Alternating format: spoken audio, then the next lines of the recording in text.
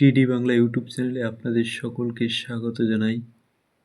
আগত ডব্লিউবিএসএসসির group C এবং group D পরীক্ষার একটি গুরুত্বপূর্ণ GK topic, West Bengal state GK. চলুন ভিডিওটি শুরু করা যাক। প্রথম প্রশ্ন, সুন্দরবনকে রামসার সাইট হিসেবে ঘোষণা করা হয় কত সালে? সুন্দরবনকে রামসার সাইট হিসেবে ঘোষণা করা হয় 2019 সালে, অর্থাৎ ডি অপশনটি হলো 1 নম্বর প্রশ্নের সঠিক উত্তর।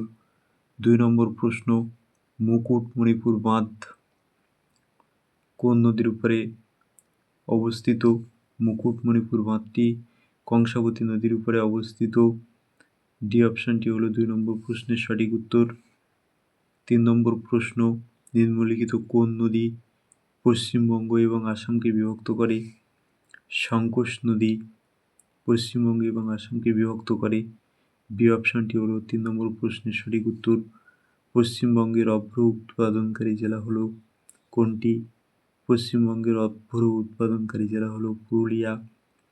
ডি অপশনটি হলো 4 নম্বর প্রশ্নের সঠিক উত্তর। 5 নম্বর প্রশ্ন,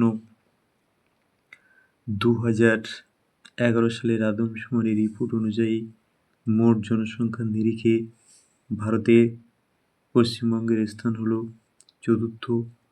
বি অপশনটি হলো 5 নম্বর প্রশ্নের সঠিক উত্তর। তিলপাড়া ব্যারেজ যে নদীর উপর অবস্থিত তা হলো ময়ূরাক্ষী নদী, এটি বীরভূম জেলার মধ্যে অবস্থিত। ডি অপশনটি হলো 6 নম্বর প্রশ্নের সঠিক উত্তর। ভারতের কয়টি রাজ্য পশ্চিমবঙ্গের সীমানা স্পর্শ করেছে? ভারতের 5টি রাজ্য পশ্চিমবঙ্গের সীমানা স্পর্শ করেছে, অর্থাৎ সি অপশনটি হলো 7 নম্বর প্রশ্নের সঠিক উত্তর। 8 নম্বর প্রশ্ন, কলকাতায় মেট্রো রেল চালু হয়েছিল কত সালে? কলকাতায় মেট্রো রেল চালু হয়েছিল 1984 সালে। এই অপশনটি হলো 8 নম্বর প্রশ্নের সঠিক উত্তর। 9 নম্বর প্রশ্ন, ধনেখালি কী জন্য বিখ্যাত? ধনেখালি তাঁত শিল্পের জন্য বিখ্যাত। এই অপশনটি হলো 9 নম্বর প্রশ্নের সঠিক উত্তর। 10 নম্বর প্রশ্ন, সুন্দরবনকে ওয়ার্ল্ড হেরিটেজ সাইট হিসেবে ঘোষণা করা হয়েছে কী জন্য? ম্যানগ্রোভ বনভূমির জন্য সুন্দরবনকে ওয়ার্ল্ড হেরিটেজ সাইট হিসেবে ঘোষণা করা হয়েছে। 11 নম্বর প্রশ্ন, রামমাম জলবিদ্যুৎ কেন্দ্রটি কোথায় অবস্থিত? রামমাম জলবিদ্যুৎ কেন্দ্রটি অবস্থিত দার্জিলিং জেলায়। ডি অপশনটি হলো 11 নম্বর প্রশ্নের সঠিক উত্তর। পশ্চিমবঙ্গের কোথা থেকে কোথায় প্রথম রেলপথ চালু হয়েছিল? হাওড়া থেকে হুগলি প্রথম রেলপথ চালু হয়েছিল পশ্চিমবঙ্গের মধ্যে, এটি 12 নম্বর প্রশ্নের সঠিক উত্তর। 13 নম্বর প্রশ্ন, ভারতের স্বাধীনতার সময় নিচের কোন জেলাটি পশ্চিমবঙ্গে ছিল না? কোচবিহার জেলাটি স্বাধীনতার সময়ে পশ্চিমবঙ্গে ছিল না। পূর্ব কলকাতার জলাভূমি কী নামে ঘোষণা করা হয়েছে? পূর্ব কলকাতার জলাভূমিকে রামসার সাইট হিসেবে ঘোষণা করা হয়েছে। 15 নম্বর প্রশ্ন, পশ্চিমবঙ্গে রেল বাগান তৈরি করা হয় কোথায়? লিলুয়া, কাঁচরাপাড়া এবং দমদমে পশ্চিমবঙ্গে রেল বাগান তৈরি করা হয়। 16 নম্বর প্রশ্ন, পশ্চিমবঙ্গে ড্রাই পোর্টের অবস্থান হলো কলকাতা। পশ্চিমবঙ্গের ড্রাই পোর্টের অবস্থান হলো কলকাতা। এই অপশানটি হলো 16 নম্বর প্রশ্নের সঠিক উত্তর। 17 নম্বর প্রশ্ন, নিচের কোনটি পশ্চিমবঙ্গের প্রশাসনিক বিভাগের নাম নয়? কলকাতা পশ্চিমবঙ্গের প্রশাসনিক বিভাগের নাম নয়। 18 নম্বর প্রশ্ন, ফারাক্কা ব্যারেজ নির্মাণের প্রাথমিক উদ্দেশ্য কী ছিল?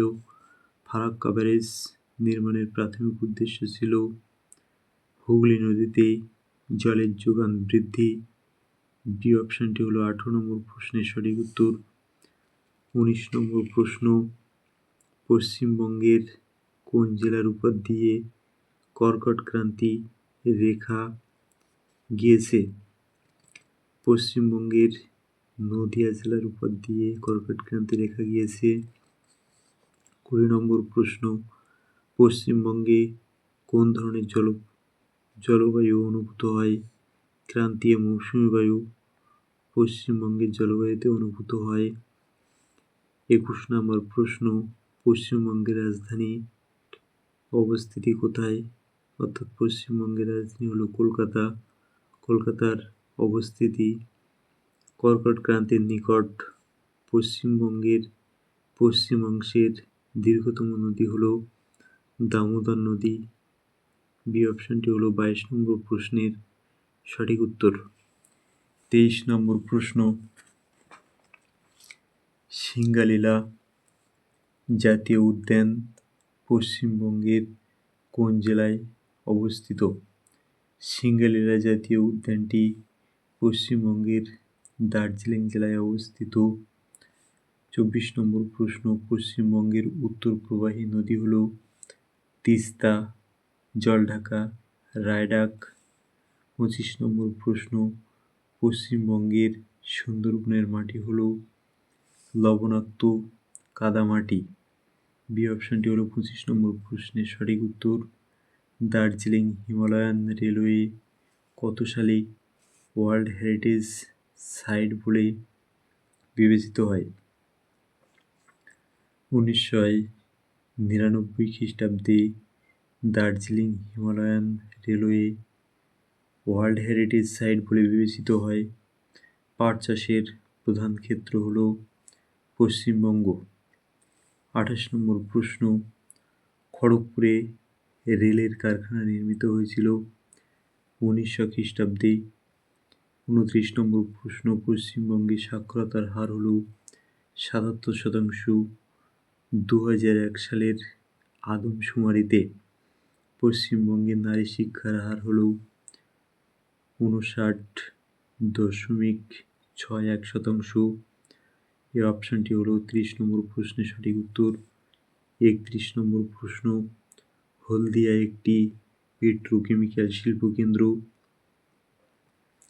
32 নম্বর প্রশ্ন, পশ্চিমবঙ্গের চিত্তরঞ্জন শহরে গড়ে উঠেছে লোকোমোটিভ কারখানা।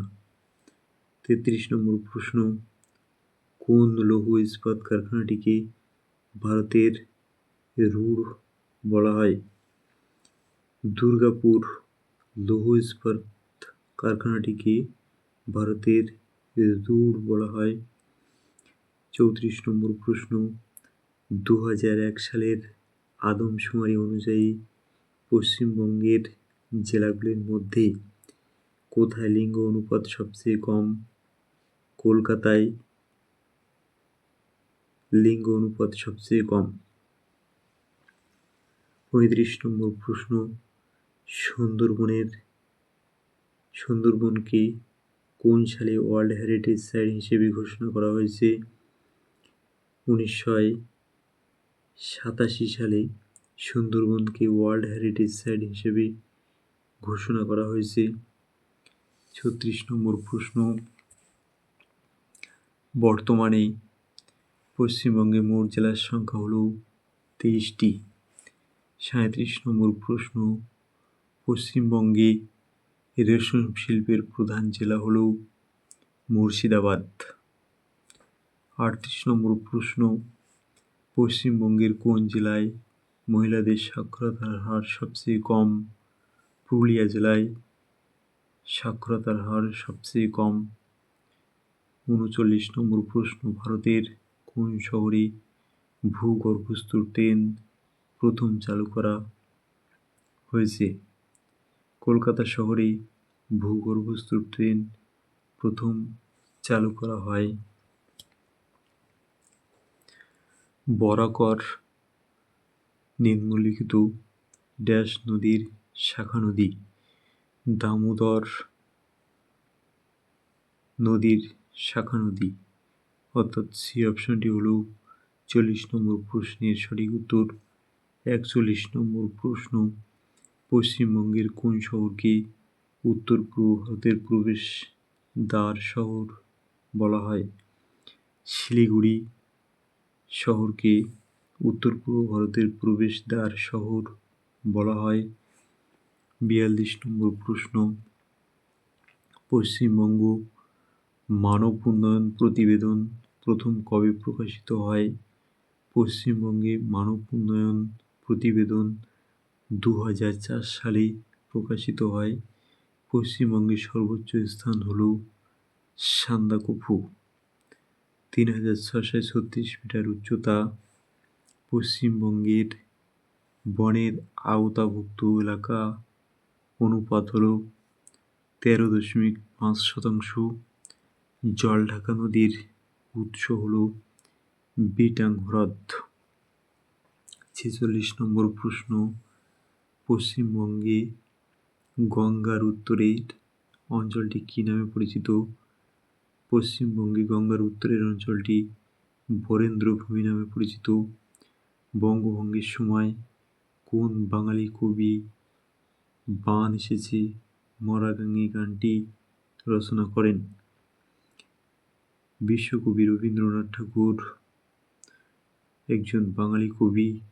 তিনি বান এসেছে মরাগাঙে গানটি বঙ্গভঙ্গের সময়ে রচনা করেন।